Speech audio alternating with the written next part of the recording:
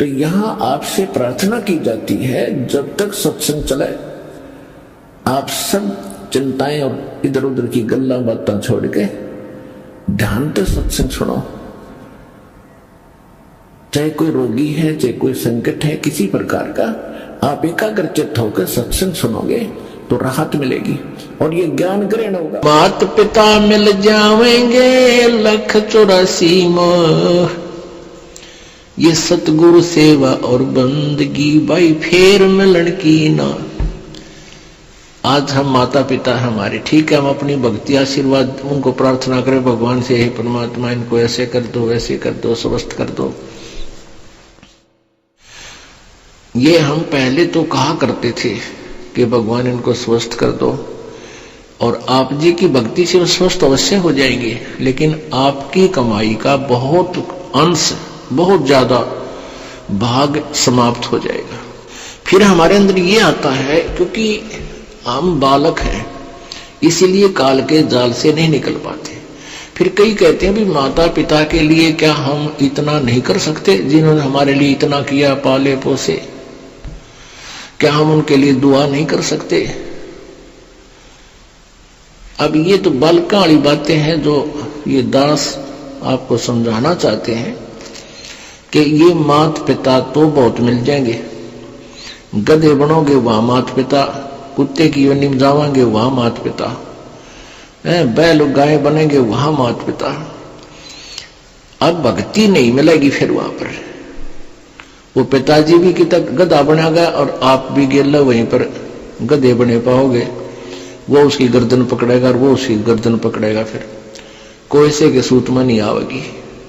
अब इस ज्ञान को बालकों के उस पुराने आधार से नहीं तोड़ना है, परमात्मा के ज्ञान के अनुसार फूक फूक के कदम रखना है। यदि आप जिन यहां से चलना है और यही रहना है तो फिर आप कुछ भी करते रहो। आपको और अन्य साधना जहां आप और कर रहे थे वो तो एक अन्य की नहीं थी, यहां आपको भक्ति का ढेर हो रहा, आपकी सुमन का, आपकी कमाई का, आपका दान का, क्योंकि ये शास्त्र अनुकूल साधना है। लेकिन इन मर्यादाओं का पालन नहीं करोगे तो आप इतना कुछ कमाकर भी यही रह जाओगे, पार नहीं होगे।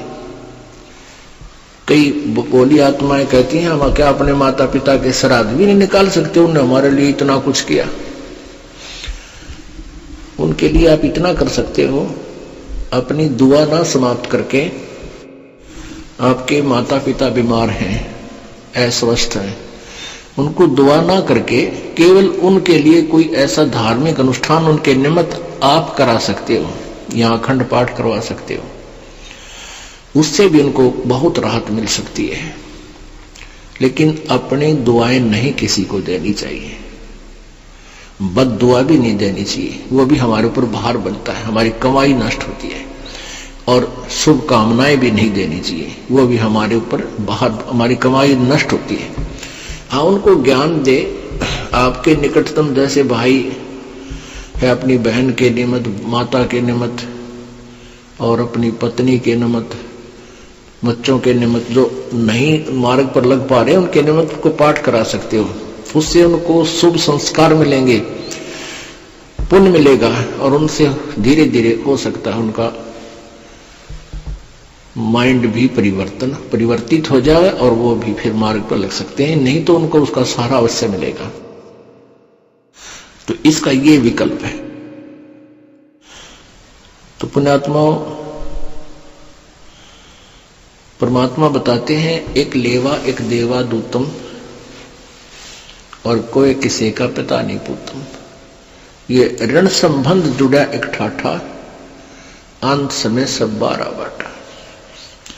एक जैसे एक बच्चा, एक लड़का इतना लायक है, पिताजी तो दारू पीवे और ताश खेलता सारा दिन, बोल रहा है तो लड़न न हो जा, और बेटा उसकी सेवा करता है, कमाता है, पिताजी शराब पीता है, तो वो पिताजी उस पुत्र से पिछले जन्म में लिया हुआ किया हुआ जो कुछ उसका अपना प्राप्त कर रहा है। एक बेटा ऐसा है, माता पिता कमा रहे हैं और वो गोटी लगाता है, जुआ खेलता है और पैसे को बर्बाद करता है। माता पिता रोते रहते हैं बैठकर, वो मानता नहीं है। तो पिछले जन्म में उस माता पिता ने उनका कोई ले रखा था, अब वो पूरा करके छोड़ेगा। तो एक लेवा एक देवा दूतम, कोई काहू का पिता निपुतम, ये ऋण संबंधी जुड़ा एक ठाठा। ऋण एक दूसरे की उधार आपके ऊपर है, और इस कारण से ये एक परिवार बना बैठा है। अंत में सब 12 बाटा, आपकी मृत्यु होगी, ना जाने कहां जन्म होगा। बेटे की मृत्यु होगी, पता नहीं संस्कार उस कहां जाएगा, कौन से देश में जन्म होगा। अंत में सब 12 बाट, अलग अलग 12 बाट, बाट माने रास्ते, अलग अलग रास्तों पर जाओगे, फिर ना जाने कभी मिलोगे कि ना मिलोगे किसी जन्म में। इन सब बातों को विचार करके पुण्यात्माओं अपने मोक्ष कराने के इस उद्देश्य को, लक्ष्य को प्राप्त करना है।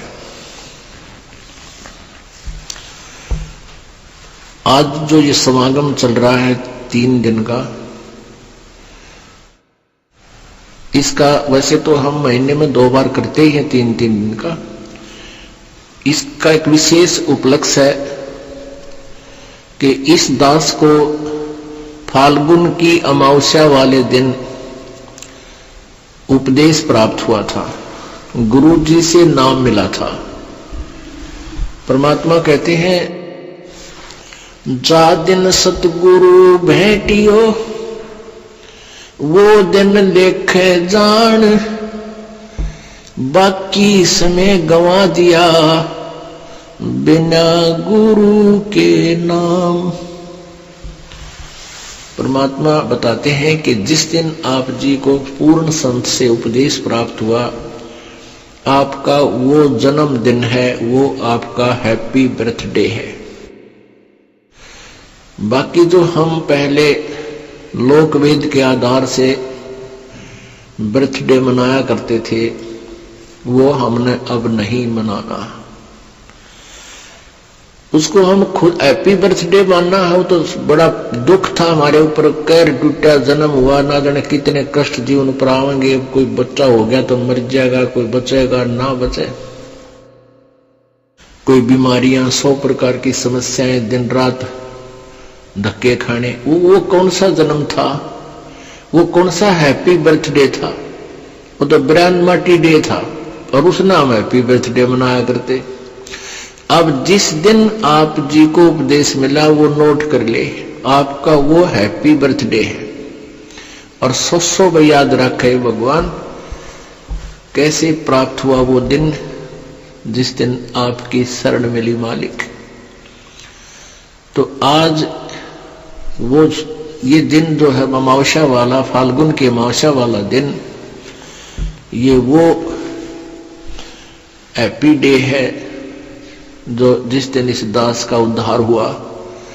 गुरुदेव जी ने उपदेश बख्शीश किया। अब याद आती है उस दिन के महत्व की, आज याद आता उस दिन की महिमा। जे वो ना मिलता वो दिन, ये 17 फरवरी